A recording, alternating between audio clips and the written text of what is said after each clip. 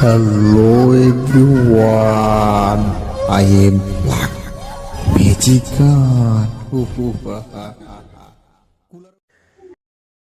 গুপ্তধন ওঠানোর মন্ত্র কিতা মানে গুপ্তধন তুলতে যা যা প্রয়োজন আছে সব মন্ত্র এটাতে আছে, ঠিক আছে। গুপ্তধন কিভাবে তুলবেন, গুপ্তধন কিভাবে ধরবেন, গুপ্তধন কিভাবে ভাঙবেন, গুপ্তধন কিভাবে শনাক্ত করবেন, গুপ্তধন কিভাবে ধরলে ক্ষতি হবে না, ক্ষতি হলে কি করতে হবে, মনে হয় এগুলো সব বিস্তারিত দেওয়া আছে আশা করি।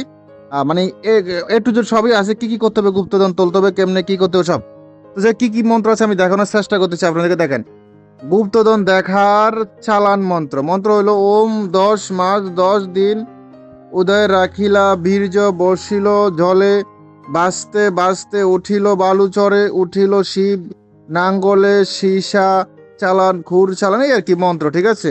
তো যাই হোক, আমি দেখানোর চেষ্টা করতেছি আপনাদেরকে, একটু মন দিয়ে আমরা দেখুন, ঠিক আছে। দেখেন, গুপ্তধন তোলার নারদ গন্ডি, মানে এটা দিয়ে গন্ডি দিবেন আর কি চতুর্দিকে, ঠিক আছে, যাতে কোনো দিকে না যায় গুপ্তধন আর কি, বা ওখানে যাতে থাকে গুপ্তধনটা।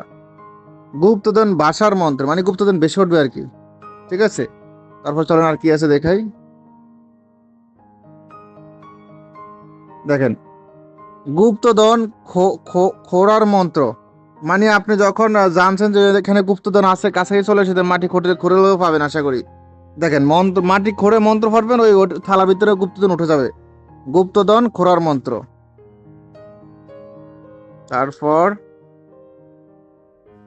গুপ্তধন শোধন করার নিয়ম, নিয়ম ধন তোলার পর ধন করাতে হয় শোধন। তারপর আসেন নিয়ম কানুন আর কি, গুপ্তধন কিভাবে তুলতে হবে, কি করতে হবে, তোলা পরে এগুলো সব দেওয়া আছে, ঠিক আছে। তারপর আসেন কি আছে দেখি।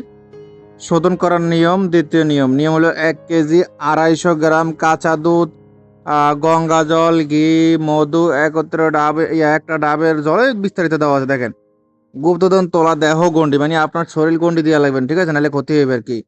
2 নম্বর গন্ডি হইলো সব দেওয়া আছে। 3 নম্বর গন্ডি নিয়ম কানুন দেওয়া আছে। দেখেন, ঠিক আছে, মন্ত্র হইলো ডাল বন, তলোয়ার বন, দেব বন, দেবী বন, ওজা বন, ডাইন বন, উত্তর বন, পচে একটি মন্ত্রকে বিস্তারিত। তারপর দেখেন গুপ্তধন নিয়ম।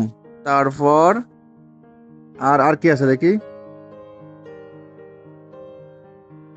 গুপ্তধন নিয়ম দ্বিতীয় হইলো জিনজিরা মন্ত্র, জিনজিরা মন্ত্র এটাই আসল মন্ত্র, ঠিক আছে। দেখেন, এই হলো জিনজিরা মন্ত্র, এটি আসল মন্ত্র।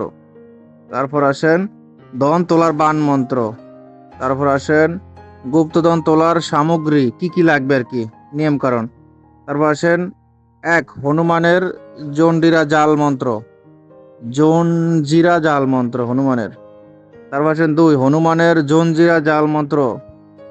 তারপর 1 মন্দিরা মন্ত্র, গুপ্তধন দর্শন মন্ত্র, মানে গুপ্তধন দেখার মন্ত্র আর কি। তারপর 1 মহামায়া শক্তি জাল মন্ত্র। তারপর 2 মহামায়া শক্তি জাল মন্ত্র। তারপর আসেন 3 পিঞ্জিরা মন্ত্র। তারপর আসেন শিব চক্রের জাল মন্ত্র। তারপর শিব চক্রের জাল দ্বিতীয় মন্ত্র। 3 শিব চক্র জাল তৃতীয় মন্ত্র। এই বিস্তারিত সব আশা করি দেখতে পাচ্ছেন আপনার, এটাতে সব আছে, মানে হারণ মারণ সব আছে।